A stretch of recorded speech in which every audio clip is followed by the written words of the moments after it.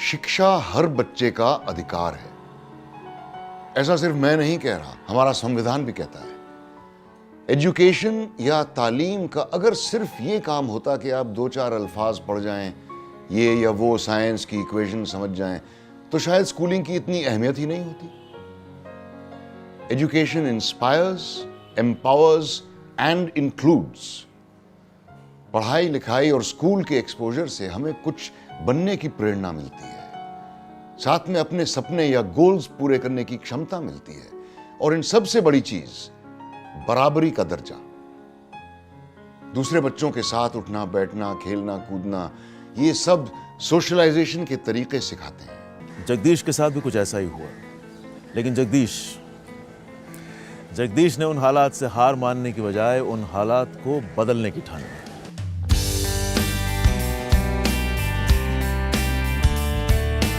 अगर किसी के पास स्ट्रॉन्ग विल पावर है या किसी की पॉजिटिविटी, कंस्ट्रक्टिविटी है, तो मेरे को नहीं लगता कि उसके फिजिकल चैलेंजेस कभी भी कहीं भी कोई आड़े आते हैं।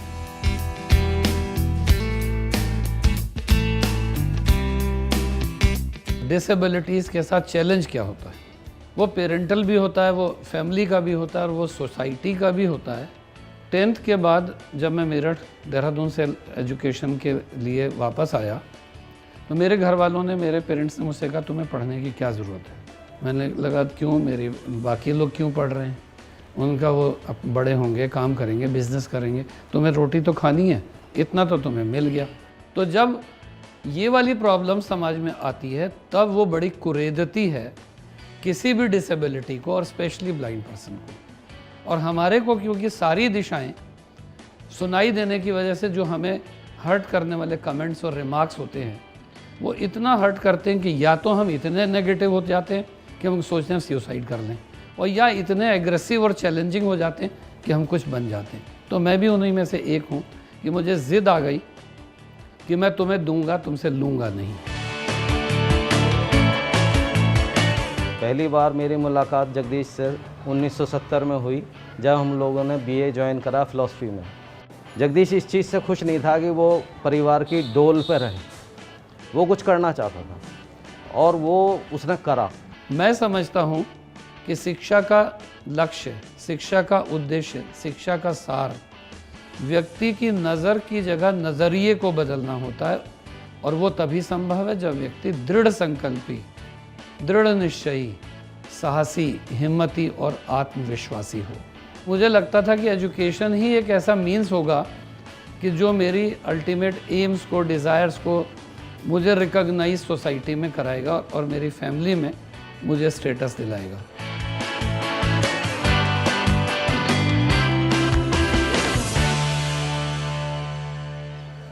ज़्यादातर स्कूल्स फॉर द ब्लाइंड बड़े शहरों में, और डिस्टेंस की वजह से या गलत सोच की वजह से बच्चों को स्कूल छोड़ दिया जाता है माँ बाप से अलग। जगदीश ने तय किया कि वो कुछ ऐसा करेंगे कि उनके शहर के बच्चों को अच्छी एजुकेशन के लिए यहाँ वहाँ ना भटकना पड़े।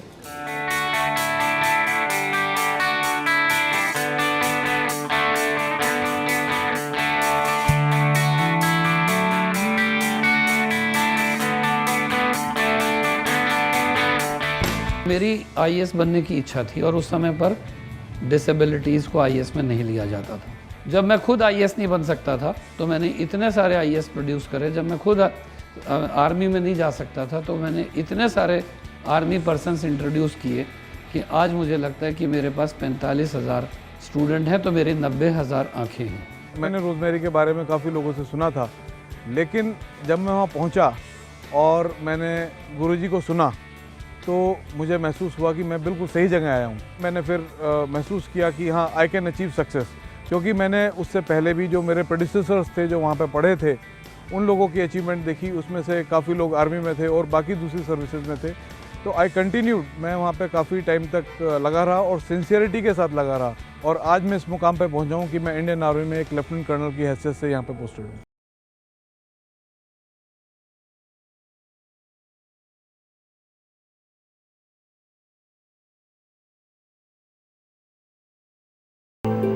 हम ब्लाइंड लोगों की जो एफिशिएंसी और एक्यूरेसी जो लेवल है, वो ज़्यादा ऊपर इसलिए होता है कि हम सुन कर के बोलते हैं। यही कारण है कि मेरठ में बहुत सारे कोचिंग्स हैं, लेकिन without any publicity, without any advertisement, people come to this place, they owe themselves and I take pride in कि मैं उनके लिए यूज।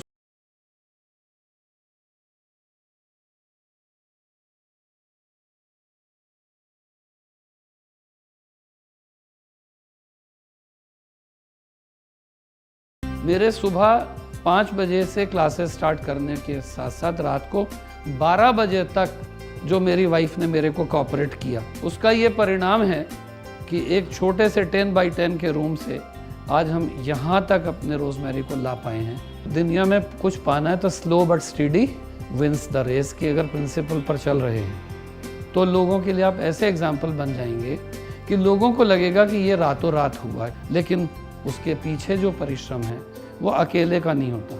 ये परिश्रम मेरा है, मेरी वाइफ का है, मेरी मदर का है।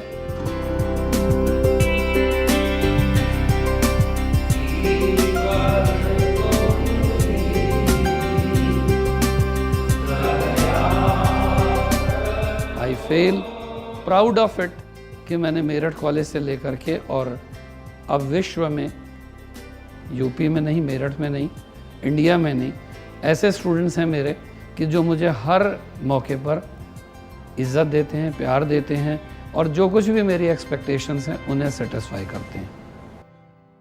आज की इन कहानियों से एक बात साफ है कि दृष्टिहीन लोग भी हमारे देश के मानव संसाधन यानी ह्यूमन रिसोर्सेज का एक अहम हिस्सा बन सकते हैं। जरूरत है उनकी पढ़ाई और ट्रेनिंग में इन्वेस्ट करने की, निवेश करने की।